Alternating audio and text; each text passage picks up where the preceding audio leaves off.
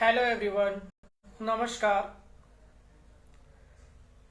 26 जनवरी, जहां भारत में गणतंत्र दिवस के साथ साथ सरस्वती पूजा भी मनाई गई, वहां सरस्वती पूजा में जो चीजें अवलोकन हुआ वो काफी आश्चर्यजनक था। कि मैं भी कुछ प्रोग्राम्स में गया तो मुझे एक जिंदगी की जो हकीकत समझ में आई वो बड़ा ही अविस्मरणीय रहा। मुझे नहीं लगा कि लोग सरस्वती पूजा के महत्व को समझ रहे हैं। सिर्फ एक आनंद के लिए आप उन्हें माँ मानते हैं, आप उन्हें कहते हैं कि वो ज्ञान की देवी है, और उसके बावजूद आप फुहर और अश्लील गाने बजा रहे हैं। तो ये आपकी मानसिकता को दर्शाता है कि आप शिक्षा के अर्थ से कितने दूर हैं। शिक्षा का हमेशा से अर्थ यही रहा है, सदैव अर्थ यही रहा है कि सीखने की प्रक्रिया का प्रारंभ होना।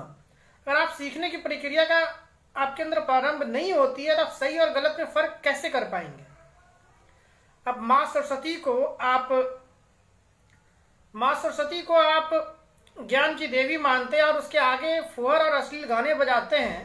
कोई भी विद्यार्थी या लोग ऐसा कर रहा है तो उससे अपने आप से सवाल पूछना चाहिए कि सही है या गलत है। अब विसर्जन होगा आज और कल में, जब विसर्जन होगा तब भी आप देखेंगे कि कितने सारे अश्लील गानों के साथ उनका विसर्जन होता है। चाहे किसी भी त्यौहार हो, अगर उसमें अश्लील गाने या फुहर गाने का इस्तेमाल किया जाता है तो उस त्यौहार का जो असली अर्थ है वो हमारे जीवन से दूर हो चुका है।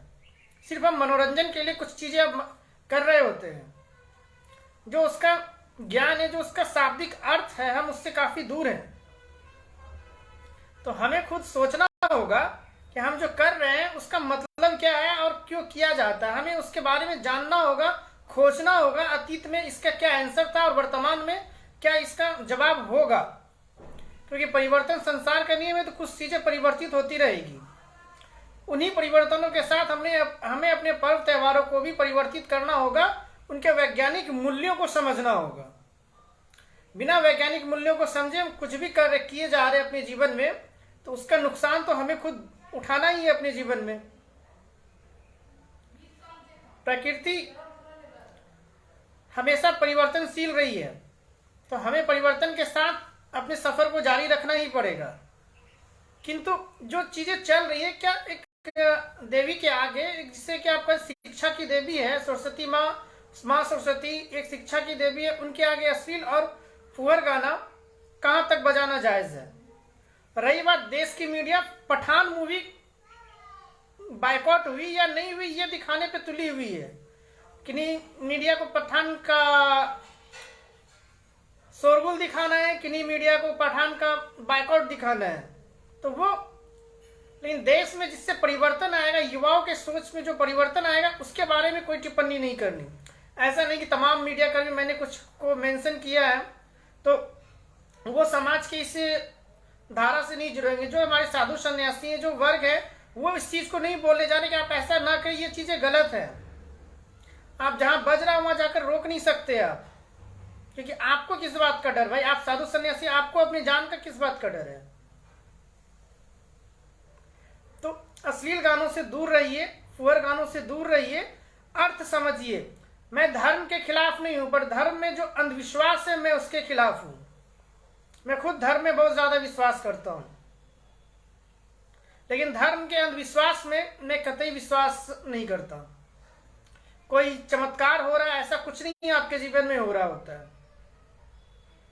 जो हो रहा होता है उसका एक अलग दृष्टिकोण है, एक अलग नजरिया है। दिखावे के लिए कुछ भी चमत्कार नहीं होता। जो भी चमत्कार होता है वो इनर यहां होता है, वो अचानक से होता है। तो आप सरस्वती पूजा के मायने को समझिए। अगर आप नहीं समझ रहे हैं तो फिर कोई अर्थ नहीं है, आपके जीवन में समस्याएं बनी रहेंगी। सिर्फ ढोल बाजा और गानों के सहारे माँ सरस्वती की पूजा पाठ करने से वो चीजें हासिल नहीं होगी जो हमारे पूर्वजों ने उसके जरिए हमें सिखाने का प्रयास किया था। अब हकीकत क्या है, मैं उतना दूर तक तो पूर्वजों से तो नहीं जाके मिल सकता ना कि आखिर सरस्वती पूजा का भारतीय सभ्यता संस्कृति में इतना महत्व क्यों है।